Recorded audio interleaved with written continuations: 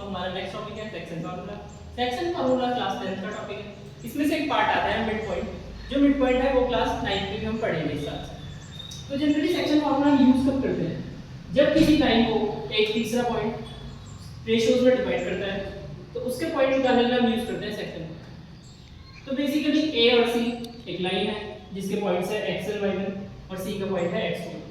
अगर कोई b point इस लाइन को m1 रेशियो m2 में डिवाइड कर रहा है तो हम अगर b का पॉइंट निकालेंगे तो उसके लिए हम यूज करेंगे। तो हमारे पास एक जनरल सा फार्मूला बनता है x m1 x2 m2 x1 m1 m2।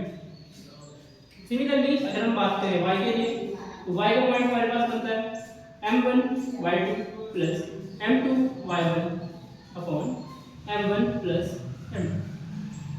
तो अगर हम बात करें मिड पॉइंट जनरली होता क्या है? अगर कोई लाइन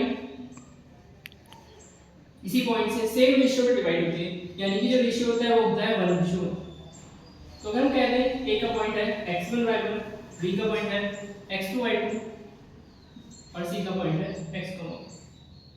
तो अगर हम ये फॉर्मूला लगाएं यहाँ पर तो x का पॉइंट लगाने के लिए हम यूज करेंगे m1 x2 m2 x1 m1 m। तो जो m1 m2 है वो है हमारे पास रेशियो जो इस कंडीशन के अकॉर्डिंग है 1:1 है। तो m1 को हम यूज करेंगे 1, यानी कि 1 x2 1 x1 m1 m2। x2 x1 तो हमारे पास फॉर्मूला आ जाएगा x2 x1 2। सिमिलरली हम y की बात करते हैं तो जनरली पॉइंट आता है हमारे पास प्लस, तो ये कंडीशन ऐसे बन जाएगी y2 y1। उसका भी क्वेश्चन देख सकते हैं। क्वेश्चन है find the mid point of point 4, 1 and 10। तो हमारे पास दो पॉइंट गिवन है 4, 1 और 10, 5। हमें इसके बीच का मिड पॉइंट निकालना है। तो मिड पॉइंट के जनरली में फॉर्मूला याद है x x1 x2 2 and y y1 y2 2।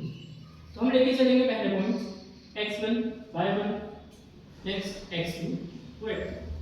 तो हम डायरेक्ट अगर फॉर्मूला यूज करें x1 x2 2 4 10 2 14 2 यानी कि 7।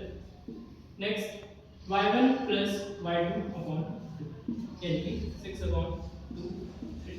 तो हमारे पास जो पॉइंट आ गए हैं वो है x y 7 3। तो इसी के साथ आपका ये चैप्टर कंप्लीट होता है। अगली वीडियो में हम लेके आएंगे नंबर सिस्टम।